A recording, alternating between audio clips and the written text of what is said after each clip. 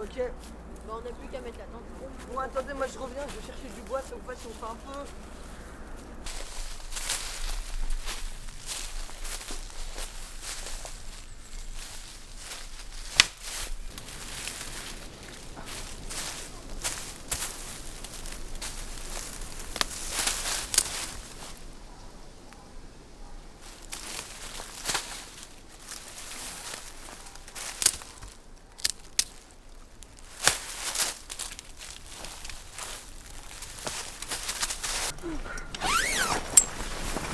Qu'est-ce qu'il y a?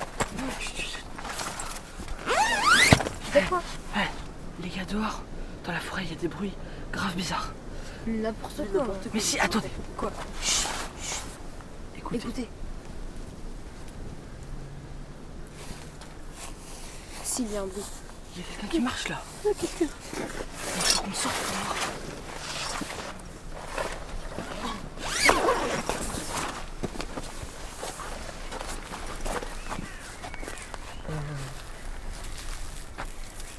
Vous avez des armes?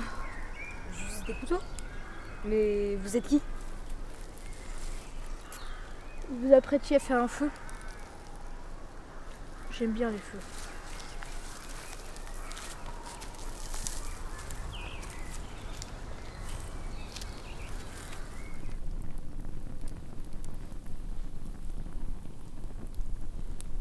Mais vous êtes qui en fait? Moi, je suis un soldat. Ma garnison était partie plus au nord, aider mes camarades. Et depuis, je garde cette forêt, seule. Mais ça fait longtemps que vous êtes là? Ça fait très très longtemps. Et si, imaginons qu'un doigt de la main, ce soit 10 ans. Ça fait combien de doigts? Ouh là là, ça fait bien plus que tout cela. Mais normalement, au bout d'un moment, on meurt. Oui, mais moi je suis déjà mort. Près du puits, un peu plus loin. Depuis, mon âme rôde dans la forêt et une force m'empêche de m'en sortir. Mais sans vouloir vous déranger, mais que faites-vous ce soir? Une soirée histoire. En gros, on se raconte des histoires les uns après les autres. Et je peux rester? Bah bien sûr. Qui commence? Je commence. Alors, c'était l'histoire d'un sorcier avec ses deux apprentis. Ce jour-là, Artémix voulait leur apprendre à faire des bulles magiques. Mais voilà, les deux élèves n'étaient pas aussi doués l'un que l'autre. Alors, pour commencer, vous allez me dire comment on fait des bulles magiques. Moi, Roger, Je ne sais pas, franchement. tu ne sais jamais rien de toute façon. Et toi? Il faut une plume de licorne et un œuf de dragon. C'est très rare. C'est bien, je te mets un A et toi un F. De toute façon, tu dors pendant les leçons. Quoi? Tu m'énerves, je vais te transformer en bulle, tu vas voir.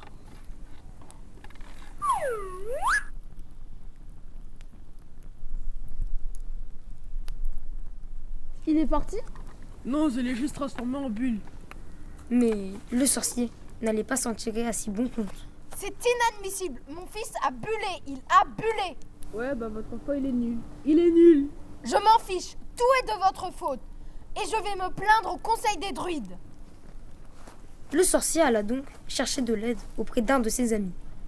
Il lui raconta toute l'histoire. oh là là, t'es dans la galère. Et qu'est-ce que tu veux que je fasse? M'aider à le rendre sa forme normale.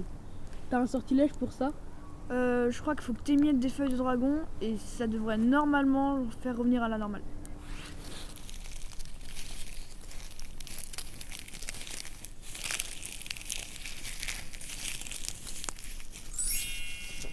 Mais pourquoi vous m'avez rechangé? Moi j'étais bien en bulle. De toute façon, je me fais toujours engueuler.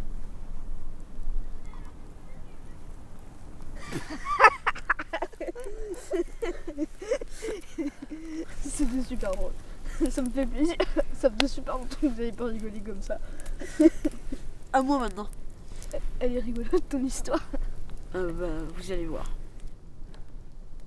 Autrefois, les boulangers étaient une véritable guilde de magiciens. Or, il arriva qu'un jour, un dragon laissa son œuf dans le grenier à farine d'un boulanger. Malheureusement, un client vint acheter une baguette dont la farine avait été contaminée par les miasmes de l'œuf. Le client, en croquant immédiatement dans son pain, fut pris d'un mal étrange. Il s'effondra au sol. Le boulanger, fort de son pouvoir de guérisseur, tenta de lui faire un massage cardiaque. En vain. Le client se réveilla, mais entre-temps, le pouvoir du dragon s'était insufflé en lui. Désormais, tel un zombie dragon, des ailes lui poussèrent. Il crachait du feu et ne se contrôlait plus. Il brûla la boulangerie. Il brûla le village. Il brûla la campagne. Et la magie des boulangers fut impuissante à arrêter le monstre. Elle faisait pas du tout rigoler ton histoire. C'était pas censé être drôle. J'ai eu une impression bizarre dans la poitrine.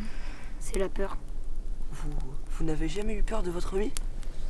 Moi, j'étais tout seul à m'ennuyer. Vous croyez qu'il viendra nous attaquer? Qui sait? C'est une légende. Quelqu'un qui l'a inventé. Bon, moi, si vous voulez, j'ai une histoire. Du coup, ça se passe dans un désert.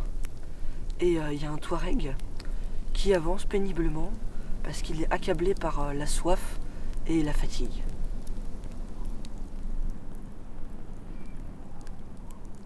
Il rencontra un renard, assoiffé et complètement perdu lui aussi. Le renard demanda de l'eau au Touareg, mais ce dernier n'en avait presque plus. Pour détourner la conversation, il préféra lui raconter sa vie tragique. Par appât du gain, son frère avait profané un tombeau, ignorant les avertissements du Touareg. Trop tard, la malédiction s'était abattue sur eux. Des serpents ailés vinrent attaquer la caravane. Toute la famille fut tuée et seul le Touareg en réchappa. À ce récit, le renard versa une larme. Le Touareg accepta alors de partager le fond de sa gourde avec le renard. C'est alors qu'Éole, dieu du vent, pour les récompenser de cette solidarité totale, lança une tornade qui découvrit une oasis. Le renard et le Touareg purent enfin se désaltérer et boire tout leur soul. C'était une belle histoire. Ouais. J'aime bien quand ça se finit bien comme ça. Ouais, mais je préférais l'histoire des sorciers. Sans rigole, la mienne au moins elle faisait peur. Mais vous trouvez pas que mon histoire elle est touchante? T'en penses quoi toi? Il est parti. Oh c'est étrange. Il a disparu. Peut-être que c'était un fantôme. Ouais, peut-être.